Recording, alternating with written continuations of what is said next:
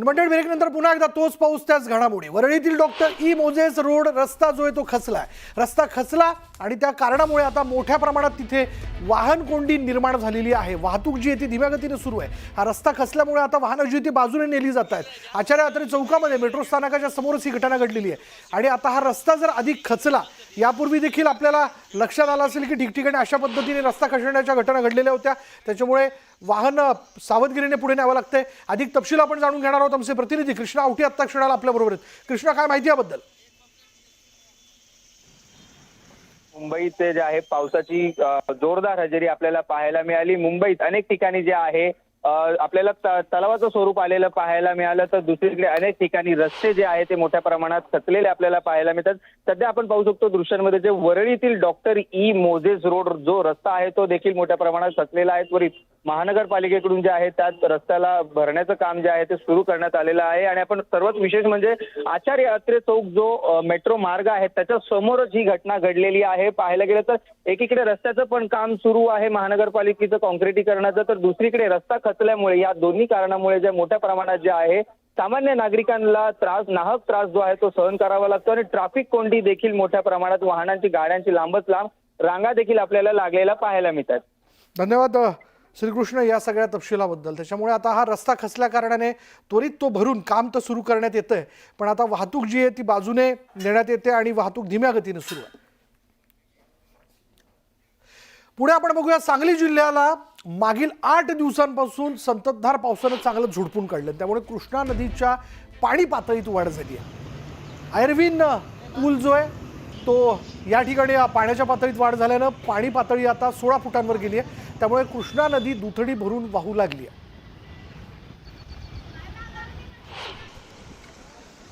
फलटणमध्ये पावसानं हाहाकार माजवला। गेल्या 24 तासात 251 मिलीमीटर एवढा पाऊस झाल्यामुळे या भागातील नद्यांना पूर आलाय। वाबळे वस्तीतील शेती पावसाने वाहून गेली। वस्तीमधील 9 घरं थोडक्यात वाचलीत। मात्र यापुढे अशी परिस्थिती निर्माण होऊ नये यासाठी प्रशासनाने नदीमधील गाळ काढावा अशी मागणी नागरिकांनी केली। या ठिकाणचा आढावा घेऊन गावकऱ्यांसोबत बातचीत केली आमचे प्रतिनिधी सचिन जाधव यांनी।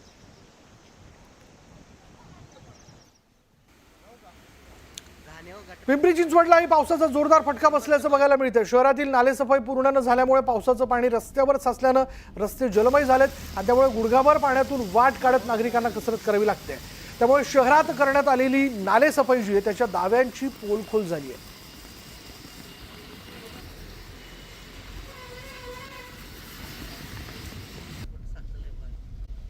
दुर्घटना घडली। या दुर्घटनेत कुणालाही दुखापत झाली नाही। या घटनेत पार्किंगमध्ये असलेली स्कॉर्पिओ वाहन जे त्याचं मात्र मोठं नुकसान झाल्याचं कळतंय, कारण हे झाड थेट त्या स्कॉर्पिओ वाहनावरती कोसळले। हा परिसर जर आपल्याला लक्षात येत असेल तर हा अगदी बरोबर CSMT स्टेशनच्या बाहेरचा हा परिसर आहे। याच ठिकाणी म्हणजे स्टेशनमध्ये येणारे जे प्रवासी आहेत ते टॅक्सीने असेल काही इतर वाहनांनी असेल इथे येऊन ते उतरतात, या भागामध्ये उतरतात, स्टेशनमध्ये जातात आणि दुसऱ्या बाजूने वाहन जे ते निघून जातं। त्याच्यामुळे तिथं आता झाड पडल्यामुळे आपण बघतोय आता ते झाड काढण्याचं काम जे ते BMCच्या कर्मचाऱ्यांकडून केलं जात आहे। अधिक माहिती आपण जाणून घेऊयात। आमचे प्रतिनिधी उदय जाधव आत्ता क्षणाला आपल्या बरोबर आहेत। उदय, CSMT स्टेशनच्या बाहेरचा हा परिसर, नेमकी काय परिस्थिती? छत्रपती शिवाजी महाराज टर्मिनसच्या बाहेर एक मोठं झाड जे आहे ते कोसळून पडलेलं आहे। आज सकाळपासूनच इथे अतिमुसळधार पाऊस सुरू होता आणि अतिमुसळधार पावसामुळे हे झाड कोसळले असल्याची माहिती मिळते। आपण समोर पाहत असाल हे झाड काही वेळापूर्वी कोसळलं होतं, जे आता रेल्वे प्रशासनाने त्याचं अनेक कटिंग करून इथे वेगळे ठेवण्यात आले आणि हा रस्ता जो आहे तो वाहतुकीसाठी त्यांनी मोकळा केलेला आहे। जेव्हा हे झाड कोसळलं त्यावेळेला या झाडाखाली एक कार होती स्कॉर्पिओ, ते स्कॉर्पिओ कारची काच आहे ती तुटली होती आणि ती तुटलेली कार जी आहे ती इथंच होती। मात्र जसं झाड हटवलं त्यानंतर हे कार जी आहे ती देखील इथून हटवण्यात आलेली आहे। आणि आपण पाहत असाल की ही जेव्हा दुर्घटना घडली त्यावेळी दुर्घटना घडताना इथे कोणी मनुष्य नव्हतं, त्यामुळे कुठलीही मनुष्यहानी जी आहे इथे झालेली नाही, कोणती जीवितहानी इथे झालेली नाहीये, कोणती मोठी दुर्घटना इथे झाली नाही। मात्र झाड जे होतं खूप जुनं होतं आणि ते मात्र इथे उन्मळून पडलेलं आहे आणि उन्मळून पडलेल्या झाडामुळे इथे वाहतूक जी आहे ती पूर्णपणे बंद करण्यात आली होती। आणि आता हे झाड जे आहे त्याचे वेगवेगळे तुकडे करून इथे बाजूला ठेवण्यात आलेले आहेत आणि वाहतुकीसाठी हा पूर्ण रस्ता जो आहे तो आता पुन्हा सुरू करण्यात आलेला आहे। छत्रपती शिवाजी महाराज टर्मिनसच्या बाहेरील ही बाजू आहे, मोठी गर्दीचं असं हे ठिकाण आहे आणि याच ठिकाणी अशा प्रकारे हे झाड पडल्यामुळे वाहतुकीची कोंडी जी आहे ती निर्माण झाली होती। मात्र आता इथे वाहतूक जी आहे ती पुन्हा एकदा पूर्ववत करण्यात आलेली आहे। धन्यवाद उदय या सगळ्या माहितीबद्दल. त्यामुळे CSMT स्टेशनच्या बाहेरचा जो परिसर आहे, पार्किंगचा परिसर, त्या ठिकाणी एक झाड कोसळलेलं होतं. ते झाड जे आहे ते आता बाजूला हटवण्यात आलेलं आहे. इतरही काही महत्त्वाच्या घडामोडी हाती येत आहेत मुंबईतल्या. मलबार हिल परिसरातील 332 चौकाच्या अलीकडे एका इमारतीच्या तळाचा भराव कोसळलेला असल्यामुळे ही इमारत अतिशय धोकादायक परिस्थितीत उभी आहे आणि आपत्ती व्यवस्थापन मंत्री गिरीश महाजन यांनी ताबडतोब या इमारतीमधील रहिवाशांना प्रशासनाच्या मदतीने स्थलांतरित करण्याच्या सूचना दिल्या आणि तात्काळ जो खचलेला भाग आहे त्याचा ढिगारा हटवण्याचे निर्देश महापालिका आयुक्त भूषण गगराणी आणि पोलीस प्रशासन यांना देण्यात आलेले आहेत. अधिक माहिती आपण जाणून घेणार आहोत. आमचे प्रतिनिधी प्रणाली कापसे या सगळ्या परिस्थितीवरती लक्ष ठेवून आहेत. प्रणाली, इमारतीच्या खालचा ढिगारा जो होता किंवा भराव जो होता तो जो आहे तो खाली निघून आला, त्यामुळे आता तिथे नेमकी काय परिस्थिती आहे? मी सध्या मलबार हिल परिसरातील 332च्या अलीकडे ज्या ठिकाणी हा भाग जो आहे तो आपण पडलेला पाहतोय त्या ठिकाणी आहे. मलबा काढण्याचं काम या ठिकाणी सुरू आहे. सुदैव म्हणावं लागेल की या ठिकाणी कुणालाही कुठलीही दुखापत झालेली नाहीये. घटनास्थळी आपण पाहतो आहोत की जो संरक्षक भिंत खरं तर म्हणायला हवी ती संरक्षक भिंत आणि आजूबाजूचा जो मलबा आहे तो रस्त्यावर फुटपाथवर कोसळलेला आपण बघतो आहोत. काल रात्रीपासून मुंबईमध्ये सलग जो पाऊस सुरू आहे त्या पावसाचा हा परिणाम म्हणावा लागेल. मलबार हिल हा मुळातच डोंगराळ परिसर आहे. या परिसरामध्ये डोंगरावर सगळ्या या इमारती आहेत. वर्षानुवर्ष या सगळ्या इमारती या ठिकाणी आहेत. पण या इमारतीला आपण पाहतोय की टेकू आधीच लावण्यात आलेले होते. त्यामुळे हा जो परिसर आहे हा परिसर मोकळा, ही जी इमारत आहे ही मोकळी करण्यात आलेली आपल्याला एकूण बघायला मिळते आहे. आपण जर बघितलं तर या ठिकाणी आत्ताच्या घडीला मुंबई महानगरपालिका प्रशासन, पोलीस प्रशासन हे या ठिकाणी घटनास्थळी दाखल झालेलं आहे. अग्निशमन दल जे आहे ते सुद्धा या ठिकाणी दाखल झालेलं आपल्याला बघायला मिळत आहे. मूळ रस्त्यावर जो काही मलबा पडलेला होता तो हटवण्यामध्ये महानगरपालिकेला यश आलेलं आहे. कारण हा अत्यंत महत्त्वाचा VVIP रस्ता आहे. परंतु 4 वाजेपासून जेव्हापासून ही दुर्घटना घडलेली तेव्हापासून हा परिसर वाहतुकीसाठी बंद करण्यात आलेला होता. त्यामुळे आत्ताची मुख्य म्हणजे प्राथमिकता ही होती की रस्त्यावर आलेला मलबा जो आहे तो बाजूला काढणं आणि मुळात त्या इमारतीमध्ये राहणाऱ्या लोकांना सुरक्षित ठिकाणी हलवणं. आपत्ती व्यवस्थापन मंत्री गिरीश महाजन यांना जेव्हा या घटनेची माहिती मिळाली त्यांनी ताबडतोब या ठिकाणी पाहणी केली आणि जे स्थानिक लोक आहेत त्यांना या ठिकाणून सुरक्षित स्थळी हलवण्यात आलेला आहे. आणि आपण पाहतो आहोत की या ठिकाणी आता रस्त्यावरचा जो काही मलबा होता तो बाजूला काढण्यामध्ये, राडारोडा बाजूला करण्यामध्ये महानगरपालिका, अग्निशमन दल यांना यश आलेलं आहे. अत्यंत महत्त्वाचा VVIP एरिया आहे. कारण याच ठिकाणून वरती आपण जर बघितलं तर सह्याद्री अतिथीगृह असेल, मंत्र्यांचे विविध बंगले असतील, त्याचबरोबर राजभवनला सुद्धा जाण्यासाठी हाच एक महत्त्वपूर्ण रस्ता आहे. त्यामुळे हा रस्ता क्लिअर करणं, हा रस्ता वाहतुकीसाठी सुरू ठेवणं हे अत्यंत महत्त्वाचं होतं आणि त्यासाठी प्राथमिकता जी आहे ती रस्त्याला मोकळं करण्याला देण्यात आलेली आहे. आता हा संपूर्ण रस्ता मोकळा करण्यात आलेला आहे. थोड्या वेळातच कदाचित हा संपूर्ण परिसर जो आहे तो वाहतुकीसाठी खुला केला जाईल आणि उरलेला जो राडारोडा आहे तो लवकरच बाहेर काढला जाईल. सुदैव म्हणावं लागेल की या घटनेमध्ये कुठल्याही पद्धतीची हानी जी आहे, जीवितहानी किंवा इतर कुठलं नुकसान जे आहे ते झालेलं नाही. परंतु मी जसं म्हणाली VVIP परिसर आहे आणि वाहतुकीसाठी फार काळ बंद ठेवता येणार नाही. म्हणून प्राथमिकता जी आहे ती लोकांना सुरक्षित स्थळी हलवण्यात आणि रस्ता वाहतुकीसाठी मोकळा करण्यास याला देण्यात आल्याचं पाहायला मिळत आहे. धन्यवाद प्रणाली या सगळ्या माहितीबद्दल. याबद्दलचे अपडेट आम्ही तुझ्याकडनं यापुढेही घेत राहू. रायगड जिल्ह्यात काल मध्यरात्रीपासून सुरू झालेल्या पावसाची धुवाधार बॅटिंग अजूनही कायम असल्याचं दिसून येतं. त्यामुळे अनेक भागात पावसाचं पाणी शिरू लागलंय. रायगडच्या कर्जत तालुक्यातील नेरळ कळंब हा मार्ग जो आहे तो पाण्याखाली गेलेला आहे. तालुक्यातील उल्हास नदीला पूर आल्यामुळे जनजीवन विस्कळीत झालंय. या भागातील 35 गावांचा संपर्क तुटलाय. जिल्हा प्रशासनाकडून नागरिकांना सतर्क राहण्याच्या सूचना देण्यात आलेल्या आहेत. चला, काय नेमकी परिस्थिती आहे अपडेट जाणून घेऊयात आमचे प्रतिनिधी मोहन यांच्याकडनं. मोहन जाधव यांच्याकडनं. मोहन, काय माहिती? रायगड जिल्ह्यात कालपासून मुसळधार पाऊस पडतोय. रात्रीपासून विजांच्या गडगडाट पाऊस पडतोय आणि समुद्र पण खवळलेला आहे. तसेच कर्जत तालुक्यात नेरळ कळंब या ठिकाणी पाणी मोठ्या प्रमाणात साठलेलं आहे. त्या ठिकाणी 35 गावांचा संपर्क तुटलेला आहे. त्या ठिकाणी पोलीस आणि तहसीलदार या ठिकाणी पोहोचून ज्या लोकांना पाण्याखाली आहेत, ज्या समुद्र किंवा नदी किनारी जे गावं आहेत त्यांना हलवण्याचं काम सुरू आहे. नदी किंवा किनारी कोणी जाऊ नये म्हणून त्या पोलीस यंत्रणा आणि प्रशासकीय सांगते की कोणी नदी किनारी जाऊ नये किंवा नदी किनारी जे गावं आहेत त्यांना सतर्क राहण्याचा इशारा दिलेला आहे. पूर्ण पाऊस सकाळपासून तुफान पाऊस पडतोय आणि समुद्र किनारी जे गावं आहेत त्यांना पण सतर्काचा इशारा दिलेला आहे. आज सकाळपासून जे रेस्क्यू टीम आणि एनडीआरएफ त्यांना सज्ज ठेवायचं प्रशासनाने सांगितलेलं आहे. जे पूर्ण जे जिल्हे आहेत, तालुके आहेत, कर्जत असू दे, रोहा, मुरुड आणि श्रीवर्धन या ठिकाणी मुसळधार पाऊस पडते. 300च्या वरती मिलीमीटर पाऊस पडलेला आहे. पूर्ण पाऊस सकाळपासून धुवाधार पाऊस पडतोय आणि सतर्क राहण्याचे लोकांना इशारा दिलेला आहे. धन्यवाद मोहन या सगळ्या माहितीबद्दल. आणि आता मुंबई ठाण्यासह उपनगरात मुसळधार पावसाची बरसात होत असून पावसाचा परिणाम मध्य रेल्वेवर झालेला पाहायला मिळतोय. ठाणे स्थानकात ट्रेन पकडण्यासाठी प्रवाशांची गर्दी पाहायला मिळते. ठाण्याहून मुंबईच्या दिशेने जाणाऱ्या आणि मुंबईहून कल्याणच्या दिशेने जाणाऱ्या लोकल ट्रेन पकडण्यासाठी प्रवाशांची गर्दी जी आहे ती ठाणे स्थानकात पाहायला मिळते.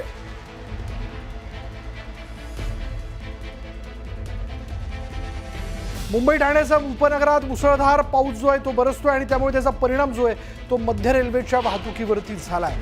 ठाणे स्थानकात ट्रेन पकडण्यासाठी प्रवाशांची गर्दी बघायला मिळते आणि या ठाण्याहून मुंबईच्या दिशेने जाणाऱ्या आणि मुंबईहून कल्याणच्या दिशेने जाणाऱ्या लोकल ट्रेन पकडण्यासाठी प्रवाशांनी मोठी गर्दी केली आहे. कारण अर्थातच मुंबईकरांना हा कायमचा अनुभव अशा पद्धतीने पाऊस पडायला लागला की मुंबईकर हे अलर्ट मोडवरती असतात आणि लवकरात लवकर आपलं घर कसं गाठता येईल या दृष्टीने म्हणून त्यांचा प्रवास सुरू होतो आणि त्याचा परिणाम जो दिसून येतो तो वेगवेगळ्या स्टेशन्सवरती दिसून येतो. अगदी मुंबईपासून म्हणजे CSMT पासून तर कल्याणपर्यंत जे प्रवासी आहेत कार्यालयातनं बाहेर पडतात, प्लॅटफॉर्मवरती येतात, स्टेशन्सला येतात आणि त्याच पद्धतीने हा पाऊस आणखी वाढला आणि जर ट्रेन बंद झाल्या किंवा ठिकठिकाणी पाणी साचलं तर करायचं काय, घरापर्यंत पोहोचणं देखील कठीण होईल या भावनेनं आता सगळे प्रवासी, सगळे मुंबईकर म्हणजे नगर असेल किंवा उपनगरामधील चाकरमानी असतील ते आता स्टेशन्सवरती गर्दी करताना दिसत आहेत. अधिक तपशील जाणून घेण्याकरता आपण जाणार आहोत. आमचे ठाण्याचे प्रतिनिधी प्रेम मोरे आपल्याबरोबर आहेत. प्रेम, दृश्य तर सांगतायत की मोठ्या प्रमाणात गर्दी झालेली आहे, पण ठाण्यापासून पुढे जी वाहतूक होते मध्य रेल्वेची ती नेमकी सुरळीत आहे का? नक्कीच आता तरी सध्या वाहतूक सुरळीत सुरू आहे, परंतु मध्य रेल्वे ज्या आहेत त्या 10 ते 15 मिनिटं उशिराने धावत आहेत. तशाच प्रकारे आपण पाहिलं तर सध्या जागोजागी सखोल भागांमध्ये पाणी साचल्यामुळे मोठ्या प्रमाणात प्रवाशांनी रेल्वेची सेवा जी आहे ती स्वीकारलेली पाहायला मिळते. सध्या ठाणे स्थानकात आपण पाहिलं तर फलाट क्रमांक 2 आणि फलाट क्रमांक 5 वर प्रवाशांची प्रचंड गर्दी पाहायला मिळते. त्याचबरोबर ज्या ठाण्यावरून मुंबईच्या दिशेने जाणाऱ्या गाड्या आहेत त्या गाड्यांना सुद्धा मोठ्या प्रमाणात लोकल ट्रेनसाठी गर्दी पाहायला मिळते. तर मुंबईहून CST वरून ठाणे असेल, कल्याण असेल, कर्जत असेल, कसारा असेल या दिशेने जाणाऱ्या लोकल ट्रेनला सुद्धा प्रवाशांची प्रचंड गर्दी पाहायला मिळते. कुठेतरी काल रात्रीपासून मुसळधार पावसाची बरसात मुंबईसह उपनगरांमध्ये होत आहे आणि त्याचा फटका जो आहे तो आता प्रवाशांना बसताना पाहायला मिळतोय. पण प्रेम, आता तसं बघायला गेलं तर ठाणे स्टेशन्सवरती येणारे जे चाकरमानी आहेत, एकतर कर्जतकडे जाणारा एक काय म्हणूयात की प्रवाशांची गर्दी फार मोठी असते किंवा संख्या मोठी असते, किंवा टिटवाळा किंवा टिटवाळ्याच्या पुढे जाणारे प्रवासी कसारापर्यंत. आता त्या दिशेने जाणाऱ्या ट्रेन्स आणि शिवाय मुंबईच्या दिशेने जाणाऱ्या ट्रेन्स, मुंबईच्या दिशेने जाणाऱ्या ज्या ट्रेन्स आहेत अपच्या, त्या व्यवस्थित सुरू आहेत का? सध्या ट्रेन्स या दोन्ही दिशेने जाणाऱ्या 20 ते 15 मिनिटांनी उशिराने धावत आहेत. ट्रेन सुरू आहेत, परंतु प्रचंड गर्दी असल्यामुळे थोडा जे आहे काही ठिकाणी ट्रॅकवर सुद्धा पाणी साचलेलं आहे, त्यामुळे रेल्वे जे आहेत त्या उशिराने धावताना पाहायला मिळत आहेत. धन्यवाद प्रेम या सगळ्या माहितीबद्दल. त्याच्यामुळे अप आणि डाऊन म्हणजे मध्य रेल्वेच्या मार्गावरचं सांगतोय मी आपल्याला, अप आणि डाऊन या मार्गावरच्या रेल्वे ज्या आहेत किंवा लोकल्स आहेत त्या 15 ते 20 मिनिटं उशिराने धावतात. त्यानुसार खरं तर आपलं नियोजन या सगळ्या गर्दीमध्ये करायला हवं. पुढे पाहूयात बातमी नवी मुंबईमधून. नवी मुंबईच्या बेलापूरमध्ये बघा काय नेमकी परिस्थिती आहे. तिथं पाणी साचल्याचं बघायला मिळतंय. मध्यरात्रीपासून मुसळधार पाऊस सुरू आहे आणि अर्थात त्याचा परिणाम हा दिसून येतोय. मुंबईतल्या बेलापूर विभागाला सर्वात जास्त पावसाचा फटका बसलाय. विमानतळाचं सुरू असलेलं जे काम आहे त्या कामामुळे आणि बेलापूर विभागातील पाणी वाहून नेणारा पंप हाऊस बंद असल्यानं बेलापूर विभाग पाण्याखाली गेला. अजूनही त्या परिसरात पाणी साचलेलं आहे. महापालिकेच्या निष्काळजीपणाचा फटका जो आहे तो बेलापूरकरांना बसला.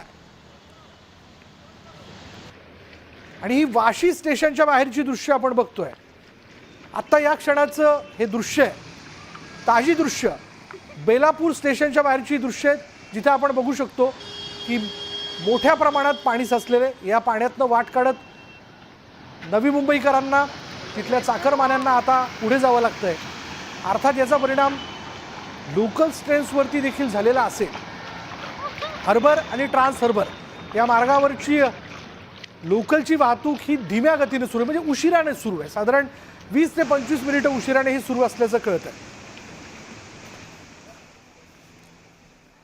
या पावसामुळे मुंबईकरांची दैना उडाली आहे. पावसामुळे वेगवान मुंबईला थोडासा ब्रेक लागल्याचं पाहायला मिळतंय.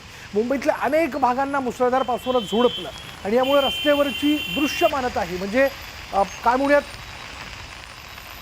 व्हिजिबिलिटी जी आहे ती कमी झाली आहे. कोस्टल रोडवर वाहतूक धीम्या गतीनं सुरू आहे आणि इथं दिवसाही वाहनांना हेडलाईट लावून वाहनं चालवण्याची वेळ आली आहे. तर पश्चिम द्रुतगती मार्गावर ही वाहतूक कोंडी झाली आहे. तर पावसामुळे रेल्वे ट्रॅकवर पाणी साचलंय, त्यामुळे पश्चिम रेल्वेची वाहतूक उशिराने सुरू आहे. तर मध्य रेल्वेची वाहतूक ठप्प झालेली आपल्याला बघायला मिळत होती, पण आता सध्या 15 ते 20 मिनिटं उशिराने लोकल जे आहेत ते धावत आहेत. तर पावसाचा फटका विमान सेवेला देखील बसला आहे. अनेक विमानांची उड्डाणं रद्द करण्यात आलेली आहेत. अर्थात दृश्यमानता, व्हिजिबिलिटीचा हा सगळ्यात मोठा मुद्दा आहे. पाऊस जोरदार कोसळतो आणि या सगळ्या याच्यात अनेक विमानांची उड्डाणं जी आहेत ती रद्द करण्यात आलेली आहेत. या पावसामुळे रस्त्यावरची वाहतूक आता मंदावलेली आहे. ही वेळ जर आपण लक्षात घेतली तर साधारण 5:45च्या सुमारास, म्हणजे बरीचशी मंडळी जी आहेत ती आता कोणी जर वाहनं आपल्या कार्यालयापर्यंत पोहोचण्याकरता आणलेली असतील तर ती वाहनं घेऊन आपल्या घराच्या दिशेने निघालेली आहेत. रेल्वे वाहतूक देखील ठप्प आहे. आणि आता आणखीन एक ब्रेकिंग न्यूज हाती येते. पांडवकडा धबधब्याजवळ धारावीतील काही विद्यार्थी अडकलेले होते. हो, तिथे ते गेलेले होते आणि खारघरच्या पांडवकड्याजवळ अडकलेल्या विद्यार्थ्यांना वाचवण्यात यश आलेलं आहे. अग्निशमन दलाने अडकलेल्या 5ही विद्यार्थ्यांना सुखरूप बाहेर काढलेलं आहे. त्यामुळे या सगळ्या परिस्थितीत पुन्हा एकदा लक्षात घ्या, न्यूज 18 लोकमत आपल्याला सगळ्यांना आवाहन करत आहे की अशा धबधब्यांच्या ठिकाणी वर्षा सहलीच्या या सगळ्या भावनेतनं जाऊ नका. आणि पांडवकडा धबधब्याजवळ अशीच काही धारावीतली विद्यार्थी जे ते गेलेले असावेत किंवा तिथे गेल्यानंतर ते अडकले, या पावसामुळे अडकले, कारण धबधब्याचा प्रभाव वाढला आणि खारघरच्या पांडवकड्याजवळ हे अडकलेले विद्यार्थी जे आहेत त्यांना अग्निशमन दलाच्या जवानांनी सुखरूप बाहेर काढलेलं आहे.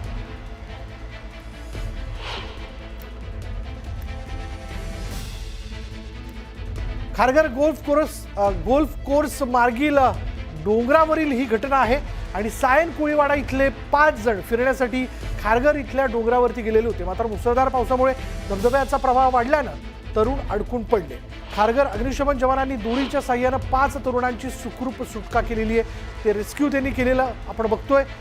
हेच ते 5 विद्यार्थी आहेत धारावीतले, जे तिथं फिरण्याकरता म्हणून गेलेले होते. पांडवकडा धबधब्याजवळ ते फिरण्याकरता गेले. पावसाचा वेग वाढला आणि त्यामुळे अर्थातच प्रवाह देखील या धबधब्याचा वाढलेला आहे. तिथे ते अडकून पडलेले होते आणि ज्यावेळेस अग्निशमन दलाच्या जवानांना त्यांनी संपर्क केला असेल किंवा त्यांच्यापर्यंत ही माहिती गेली असेल, त्यांना तिथून बाहेर काढण्यात आलेले, रेस्क्यू करण्यात आलं. अधिक तपशील आपण जाणून घेऊयात. आमचे प्रतिनिधी विनय म्हात्रे आता क्षणाला आपल्याबरोबर आहेत. विनय, काय माहिती याबद्दल? खारघर मला पांडवकडा हा परिसर आहे, हा डोंगर परिसर आहे आणि या ठिकाणी पर्यटकांना किंवा कोणालाही जाण्यास पूर्णपणे बंदी असल्याचं देखील गेल्या 2 दिवसापासून पडत असलेल्या पावसाचा आनंद लुटण्यासाठी हे तरुण जे आहेत मुंबईतल्या सायन कोळीवाड्यामध्ये 5 जण तरुण होते आणि 5 तरुण हे जे आहेत आधीच पांडवकडा इथे गेले होते आणि ते त्या धबधब्याचा आनंद घेताना मात्र पावसाचं प्रमाण वाढलं आणि मग त्यांना खाली उतरताना मात्र त्यांची अडचण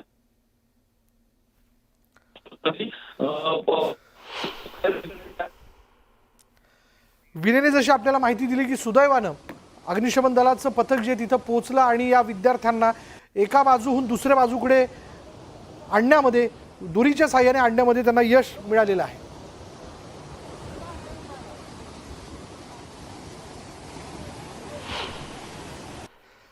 आणि या रेस्क्यू ऑपरेशनची दृश्य आपण पाहतोय. पांडवकडा धबधब्याजवळ धारावीतले काही मुलं जे चला पाऊस पडतोय, वर्षा सहल करूया, त्या भावनेने तिथे ते पोहोचलेले होते.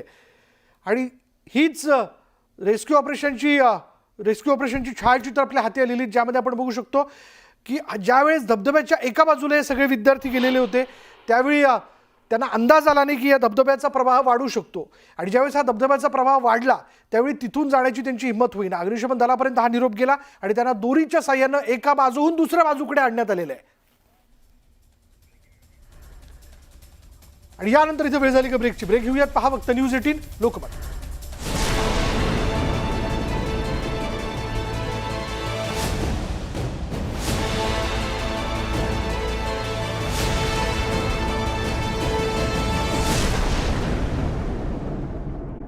मान्सून म्हणजे काय, पूर्व हंगामी म्हणजे काय? मान्सूनचं जनरेशन जे आहे ते मादागास्कर बेटांपासून म्हणजे विषुववृत्ताच्या दक्षिणेला होतं. विषुववृत्ताच्या आणि याचं मुख्य कारण जे आहे ते उत्तरार्धामुळे पृथ्वीचा उत्तर भाग हा सूर्याच्या दिशेने कलतो थोडासा आणि सूर्याची लंबकिरणं ही उत्तर गोलार्धात पडायला सुरुवात होतात आणि यामुळं भारतीय उपखंडामध्ये विदर्भ आहे, तेलंगणाचा उत्तर भाग आहे, झारखंड आहे, छत्तीसगड आहे, आपलं थारचं वाळवंट आहे, उत्तर भारत आहे सगळा, यामध्ये प्रचंड तापमानात वाढ होते. या वाढलेल्या तापमानामुळे इथं कमी दाबाची क्षेत्र तयार होतात. ती एक प्रचंड ऊर्जा तयार होते आणि या ऊर्जेमुळे समुद्रावरचं वारं आपल्या दिशेने यायला सुरुवात होते. ही ऊर्जा 80 ते 90 दिवस टिकते. त्यामुळे 4 महिने पावसाळा आपल्याकडे आपण अनुभवतो. हा झाला मान्सून आणि याची उत्पत्तीच मुळात फार दुरून होते. ही फार रंजक कथा आहे की आपल्याकडे जेव्हा मान्सून येतो तो काही सरळ भारताच्या दिशेने येत नाही, तर आफ्रिकेचा काही भाग तुम्हाला माहिती आहे की विषुववृत्ताच्या दक्षिणेला आणि उत्तरेला दोन्हीकडे आहे. ह्या सोमालिया नावाचा जो देश आहे याच्या पूर्व किनारपट्टीवर या आफ्रिकन वारं ह्या सोमालियामधून या मान्सूनवर येऊन आदळतात आणि एखाद्या जसा पास दिला जातो तसा पास ते भारताच्या दिशेने ही दाब देणारी वारं देतात आणि तो मान्सून आपल्याकडे येतो. पण त्याआधी काय होतं की भारताच्या परिसरामध्ये म्हणजे या समुद्री परिसरामध्ये जे बाष्प तयार होतं ते कधी कधी भारताच्या दिशेने येतं आणि बऱ्याच ठिकाणी ते पडतं. पण महाराष्ट्रात आपण जे आता सध्या अनुभवतो आहोत ते अरबी सागरामध्ये मुंबईच्या जवळ कमी दाबाचं क्षेत्र आहे आणि त्यांनी बरंच मोठं बाष्प गोळा केला आहे आणि हे बाष्प आपल्या दिशेने येत आहे. शेतकऱ्यांनी एक लक्षात घेतलं पाहिजे, हा मान्सून नाही, यानंतर पावसामध्ये गॅप पडणार आहे आणि मान्सून रेग्युलर सुरू झाल्यानंतर IMD कडून आपल्याला रितसर सूचना मिळेल. तो जो पावसाळा सुरू होणार आहे त्याच्यामध्ये 100 मिलीमीटर पाऊस झाल्यानंतर महाराष्ट्राच्या बहुतेक भागात आपण पेरणीला सुरुवात केली पाहिजे. यासाठी आपल्या प्रत्येक जिल्ह्यामध्ये कृषी विज्ञान केंद्र आहेत. प्रत्येक कृषी विभाग मध्ये सहज तुम्ही चौकशी करू शकता. कृषी विभागाकडून मोबाईलवरती, टेलिव्हिजनवर, रेडिओवर सूचना दिल्या जातील. त्याच वेळेला आपण पेरणीला सुरुवात करावी. मुंबईमध्ये आपण जे दाखवत आहात त्याचं कारण असं आहे की वेगाने बाष्प गोळा झालेला आहे आणि जास्ती गोळा झालेलं बाष्प हे टोरेन्शियल रेन्स म्हणजे नॉर्मल पेक्षा फार जास्त पाऊस पडतोय. त्याला वेगळी वेगळी कारणं आहेत. हा ज्या प्रकारचा पाऊस पडतोय हा नवीन प्रकार गेल्या काही वर्षात आपण अनुभवतो आहोत आणि हे बरंचसं कारण याला प्रदूषण आहे आणि जो छोटे थेंब पावसाचे खाली पडायला पाहिजे किंवा पडत होते असा आपला अनुभव होता, तसं न होता जो दाब खालून तयार होतोय हवेचा तो ह्याचा विशिष्ट गुरुत्व आल्याशिवाय खाली पडत नाहीये आणि जेव्हा खाली पडतो तेव्हा फार मोठ्या प्रमाणावर हा पाऊस पडतो, काही ठराविक ठिकाणी पडतो. हा जो अनुभव आहे याची चिकित्सा आपण करतो आहोत. आपण याचं निश्चित कारण मीमांसा याची आणि याबद्दल निश्चित भाष्य करणं येत्या काही काळात आपल्याला शक्य होईल. पण यात फार घाबरून जाण्यासारखं काही नाही किंवा जो समज लोकांचा आहे की या पावसामुळे मान्सून ठीक राहणार नाही असं अजिबात नाही. इंडियन ओशन डायप म्हणजे आपल्या हिंदी महासागराची जर पश्चिम बाजू उष्ण असेल तर पूर्व बाजू थंड असते आणि पूर्व बाजू उष्ण असेल तर पश्चिम बाजू थंड असते. तुम्हाला माहिती आहे की आपला मान्सून जो आहे तो दक्षिण पश्चिम मान्सून आहे. दक्षिण पश्चिमेकडून वारा आपल्याकडे येतं. यावेळेस दक्षिण पश्चिमेला तापमान जास्त आहे. ही आनंद वार्ता आहे भारतीयांसाठी. आणि काल रंजन केळकर सरांचा अतिशय सुंदर लेख लोकमत मध्ये आहे. त्याच्यामध्ये एक वाक्य त्यांनी वापरलंय की हा मान्सून देशामध्ये समृद्धी आणत आला आहे आणि हा समृद्धी आणत राहील. हे वाक्य तंतोतंत या वर्षाला लागू पडतं. ला निना कंडिशन आहे, सरासरी इतका पाऊस होणार आहे आणि ही आनंद वार्ता आहे आपल्यासाठी. आणि हा जो पाऊस पडलेला अतिरिक्त हा बोनस आहे. यांनी काही ठिकाणी उन्हाळी पिकांचे नुकसान झालेलं हे खरं आहे, पण काही ठिकाणी पिण्याच्या पाण्याच्या समस्या सोडवल्या आहेत. ऊसासारख्या बारमाही पिकांना, काही फळबागांना यांनी मदत केली आहे. तर शेवग्यासारख्या पिकाला किंवा ताण देणाऱ्या पिकांना नुकसान होत आहे. ही संमिश्र याचा फायदा तोटा आहे. बरं, धन्यवाद या सगळ्या विश्लेषणाबद्दल. त्यामुळे शेतकऱ्यांनी देखील जसं आता उदय देवळानकर यांनी म्हटलंय की त्याचा हा हंगामपूर्व पाऊस आहे, हा काही काळ विलंब देईल आणि पुन्हा नव्याने तो सुरू होईल. त्यामुळे त्या दृष्टीने हवामान विभागाकडनं ज्या सूचना मिळत आहेत त्यानुसार आपल्या शेतीचं पेरडीचं नियोजन जे आहे ते त्यांनी करायला पाहिजे. चला, इतरही याबद्दलच्या घडामोडी जाणून घेणार आहोत, पण वेळ झाली का ब्रेकची. ब्रेक घेऊयात. पहा फक्त न्यूज 18 लोकमत.